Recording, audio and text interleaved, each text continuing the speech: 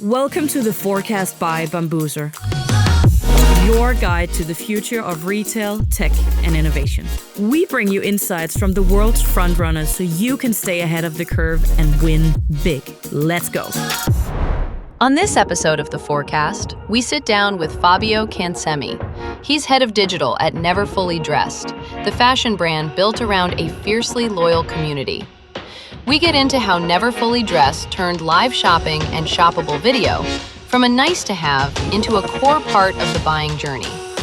Why raw, unpolished live shows beat polished production, and the data behind why user-generated content keeps shoppers from leaving the site.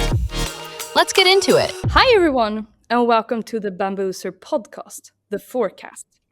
I'm Nanny Olsson, product manager here at Bambuser, and it's in this podcast where we sit down with the top leaders in tech and commerce. With me today is Fabio Cancemi, head of digital at the fan favorite, feel-good fashion brand Never Fully Dressed. A brand with almost a cult following, I would say, given how much your community posts and interacts online. Fabio, welcome. We're so happy to have you here today. Thank you. So, Fabio, to start off, for anyone who's listening who doesn't know you yet, would you mind giving us a quick intro? Who are you and what do you do? Yeah, of course. I'm Fabio. I'm the head of digital and Never Fully Dressed. I look after everything across our digital channels, from e-commerce and performance marketing to CRM, customer experience, and all the technology that underpins it all. My background is in e-commerce and digital marketing. So I've worked for both brand side, agency side, for a couple of tech vendors, and I'm a self-proclaimed geek. So I love anything related to technology and digital. Love it. And for anyone who doesn't know about Never Fully Dressed, how would you describe the brand and what role would you say the community plays in the brand's positioning today? Yeah, it's plays a huge part. So Never Fully Dressed is, we define it as it's more than a fashion brand. We're a female-founded community creating clothing to empower everybody. And all of our products come in UK sizes 6 to 28. Our curated edits are available online and in store at our flagship store in Buckhurst Hill in Essex and also in New York. Community has always been at the heart of the brand. Our customers are part of of our NFT extended family, really. We always listen and celebrate and represent them in everything that we do, from in-store to online imagery, videos, and through also our in-person events. Yeah, I mean, we're going to dive into more about the community because I feel like you're such a strong brand when it comes to community-driven branding overall. But when it comes to video commerce, because I know you both do live shopping and a bit of shoppable video, and now recently leaning more and more towards UGC, so user-generated content. Like, when would you say you start thinking seriously about video commerce? Like, what was that moment when you thought, okay, this actually might fit our brand? It's always been kind of like in our mind, and we've always wanted to work with video. We always had a very engaged community who wanted to kind of see our clothes on real people. So video has helped us deliver that, so they could see the clothes, not just in real people, but also like emotion, how they fit, how they feel, how they look, and also then how they can be styled in different ways, because a lot of our pieces from our collections are multi-wear. They're designed to fit different body shapes, and as many variations of a static product image you can have, that can only tell part of the story. So video lets us show how something moves and flows, how it could be tied in different ways, how it can look on also different people as well. And when we also, like, video is so important because when we realized that it's not just about creating like engagement, it's actually to genuinely help customers decide and feel confident about making a purchase from our store. So it felt fully aligned with who we are as a brand. It's about helping people feel good about what they're buying, not just giving them inspiration. So it's kind of a validating tool there that we found to help our customers. Yeah, and I mean, I can also imagine it must be so important when you're also very like inclusivity is at your core. If we just have one model in one shape on one still image, like how is that going to help our entire community? I can imagine video must be really important then. And I think it's also good segue into that a lot of brands see video as almost only content. Like it feels like you and Never Fully Dressed, you really built it into the actual shopping experience. Like, what do you feel about that distinction of just having it as like a marketing asset rather than like shaping the entire shopping experience? Like, where is your thoughts on that? Yeah, exactly. We don't see it just like as another marketing asset or like a tool of on its own. We just think of it as like it's part of the buying journey for our customers. The question we always ask is like, what does the customer still need to know before they're comfortable buying a product? And sometimes it's just seeing the fit on someone with a similar body shape. Sometimes it's understanding the fabric and seeing how something moves, or watching just a video on how to style, not necessarily in multiple ways, but even in just like one or two ways. Yeah. And also when you look at it the way, like video is a product tool rather than just content for a brand. So it sits alongside our photography, because obviously that's important to have good imagery and with the detail on a product. But videos for us is like it's taking it to the next level. And it kind of works alongside all the additional elements like product reviews, the product descriptions. So it's a complementary and essential element to empower the customer make a decision. Yeah. And I mean, as I said before, you are both very experienced in both live shopping, having more live elements, and then having just shoppable video on your PDPs or on your homepage, and also UGC as shoppable video. But like when it comes to your live streams, it feels like you have kind of a distinct format that works really well for you, like filmed on a phone from your own space with the kind of raw, unpolished feel. Sometimes it feels really intimate in that way. Like, can you tell us a bit more of how you set that up and how you learned how that actually learned how that worked for you, basically? Yeah, well, that element of the authenticity is just staying true to us as a brand. We don't just do it for the live videos, but literally for everything that we do, even the way we shoot our products. We try not to be like overly produced and overly edited. And it kind of aligns with our video content as well and our live shows. And it's funny because sometimes like if you watch some of the live shows, like sometimes we film in the office and we're all aware that there's a live show going on and we all try to be quiet or try to be careful not to move through the screen. But sometimes we have to go out and we just walk past and we'll see some of our team members on camera because it's like, sorry, we really have to go that way. And we just keep it. It's there. It's live. It's real. It's part of our day-to-day life. And it's something that we've learned, like keeping it authentic, keeping it real. It beats any overly produced content. We always want to keep everything simple. It's filmed on a phone, as I mentioned, usually from either the office or a showroom, and it feels like more kind of like you talking to your friend on FaceTime. So we want to be like really authentic and kind of real and down to earth, and that's our style of communicating with our community. And it's also like it lowers the barrier of the customers interacting with us. If they ask questions, if they want to see the back of the dress, or if they want to see more of the details, we can actually in real time move the camera closer to the dress or ask the presenter to move over, to turn around and see and be more interactive with the audience.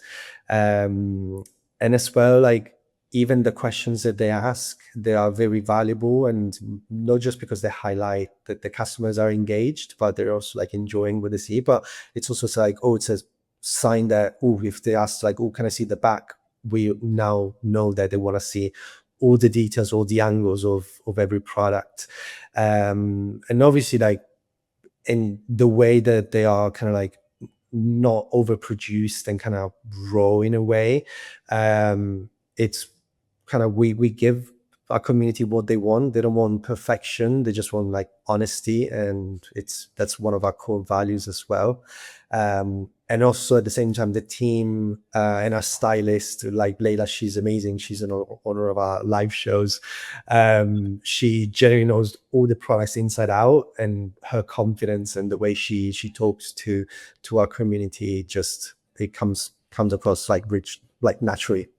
It's just the way she is day to day. So she's passionate but knowledgeable, but also like super down to earth. And yeah, she loves just that engagement with the community. No, but I also think that, as you say, like that feels like one of the keys to your why you've built such a strong community is that it feels really premium what the content that you create, but it feels so authentic. Like Thank as you say, you. it's difficult building this community where everyone feels super safe, and then you have like these super polished pre-recorded videos. Like I think I also understand be having the values that you have. It's so important also to really focus on the authentic part where you actually use live shows as a really good tool for that. So Yeah. really interesting to hear. And now, as we talked about before, now you're leaning more also towards actually including that user-generated content on your site. Where did that come from? Was that a customer demand or an internal instinct or something you saw happening in the data? Like, where did that come from? Actually, bringing the shoppers' data content into your website, because we've also seen from data that people are actually keen on leaving websites if they don't feel like they find authentic content enough. Like, where did that come from? I would say probably all 3 points. Okay. Really, yeah. So great, but literally probably all three, I would say. Okay. So our community has been always amazing in creating content organically. Anyway, they always wear our clothes, they tag us, and they just either very often just email us directly to just thank us, because it's like, oh my God, I wore this dress. I wasn't confident. I felt like a superstar. I felt amazing. Like it's genuinely the love for the brand and how we make them feel. Our product, our clothes make them feel like it's amazing. So they were already always like styling pieces in their own way as well, and showing to us also like, oh, this is how I wore this for this event or for this occasion. So, and it's a way for them to show us how much they love us as well, but also like it's an inspiration to their peers and the rest of the community, which is huge. It's great. At the same time, we knew the customers were also looking for content before making a purchase. So they weren't just relying on the product images that we upload on the website or on all of our PDPs, but they wanted almost like the validation from real users and from real people. Because obviously we use shoppable videos. A lot of them, they are videos that we create ourselves, but now we've started to use UGC because we've seen the demand of our customers, our community wanting to see our collection, our range on real people, on the rest of the community. And instead of just letting that happen just on social channels like on Instagram or on TikTok alone, we wanted to kind of bring all that inspiration back onto the site, which is where customers are deciding whether to purchase something or not. So it's really helped us help them in a way. So Exactly. And as you say, both for them to like inspire each other, but then also it yeah. almost feels like a two-way communication where you see like, oh, this is how you wear this, or feedback you're getting straight from your shopper. So I feel like it's a great way. I mean, it's almost like you have your own little production company of your shoppers who just create great content for you, like at the same time as they want to inspire. And as I said before, we had this big study just done recently with the shoppers in the US and the UK, where we saw like 70% of 18 to 29-year-olds are willing to abandon the website to find authentic content. So it's so interesting that you're also bringing in that UGC that usually get stuck on these social platforms, but you actually bring them to Never Fully Dressed website just so people can find it in their actual shopping journey. So, but I also want to pick your brain a bit on like, there's some brands or some companies that feel a bit of tension between keeping that creative control, like of the aesthetics, and letting your actual real people represent you? Like, how do you think about that? Also, now knowing that shoppers will actively leave your site if we don't have that authentic content, like how do you look at that balance? Well, as I said earlier, like we want to make sure that our content aligns with our community, because ultimately they're the ones who will decide whether to buy something or not. So we cater to their needs and their demands in terms of what they like and what they don't like. And we've realized that overproduced content, that's not just what they want, but also it's not who we are as a brand. So there's a perfect match with who we want to be seen as and who they want to shop from. So it's a win-win in a way. From our point of view, we would say this is who we are.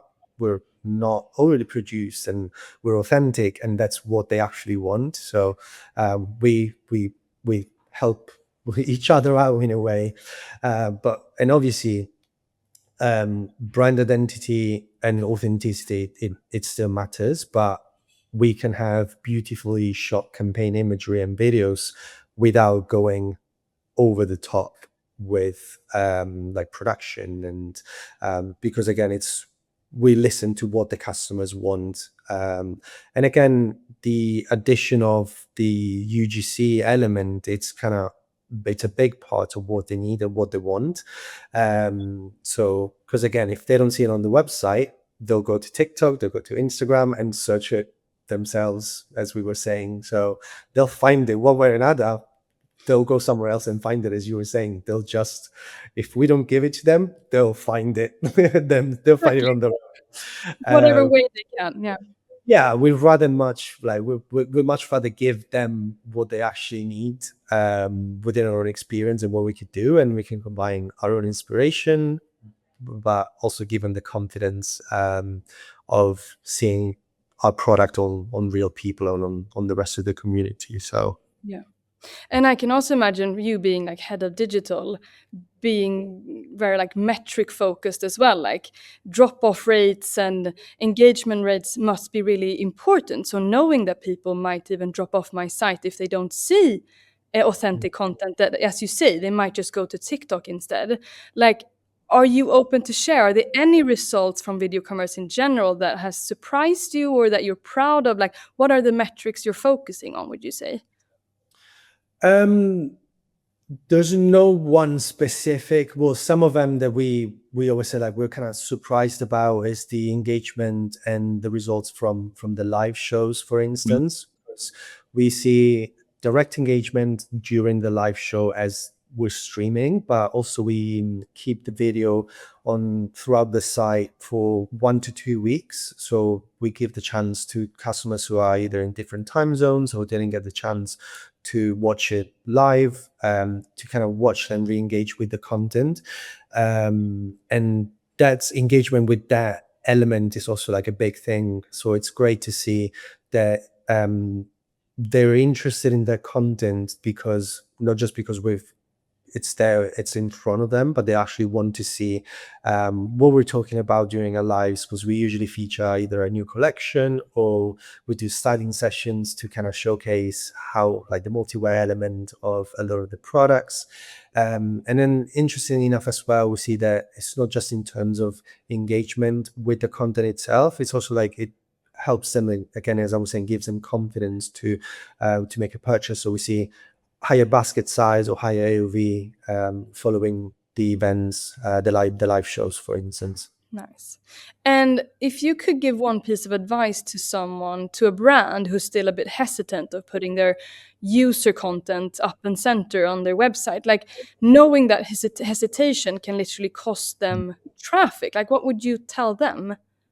I think like it depends on the brand and who they are, what the personality is like. Because obviously I can't say will work for absolutely everyone. But in a way, it's kind of stop overthinking it, I would say, and at least test it. I'm one for testing almost everything and anything, because I love anything. I love doing testing and see if it works or if it doesn't work, because not necessarily everything has to work. But even if you try something and it doesn't work, well, at least you tried it, because if you don't try something, you would never know whether it will work or not. So, but at the same time, listen to your customers. You know your customers, or you should know your customers, and you'll see.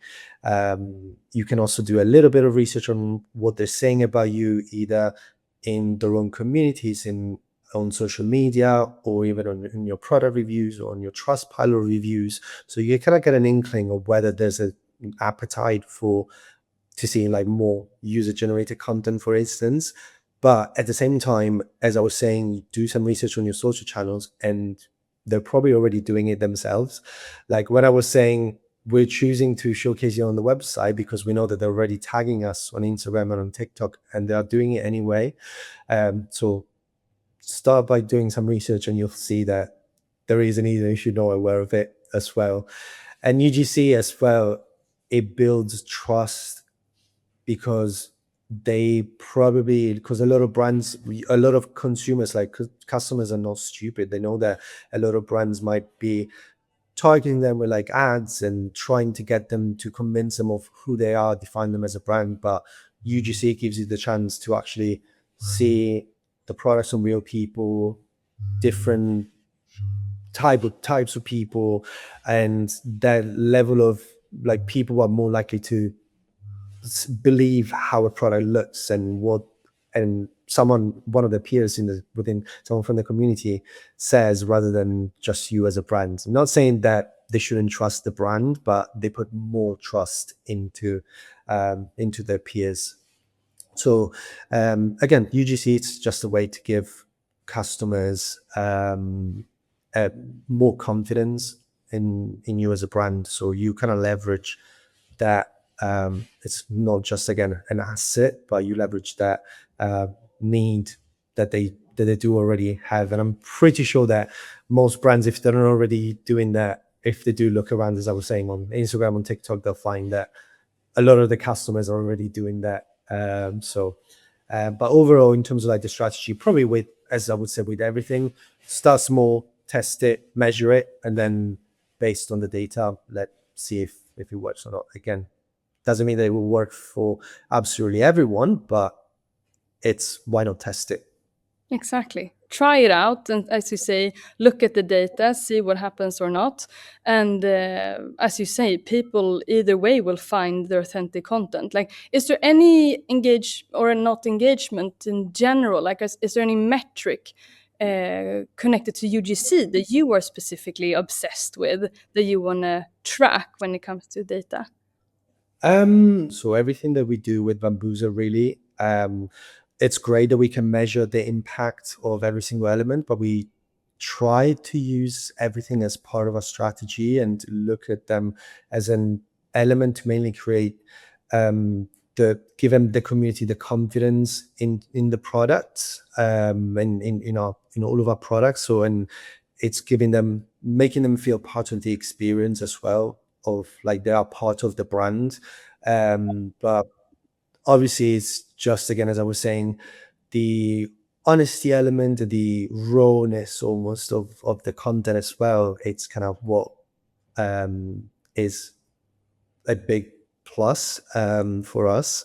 And yeah, in terms of like actual, because obviously, yeah, when you go at looking at the bottom line, yes, you look at the revenue driven and the engagement rates and like time on site and bounce rates, so all the standard KPIs. But I would say, yeah, look at them as part of the whole journey as well, and with the additional element of the connection with us as a brand as well. Yeah, don't single one single metric out.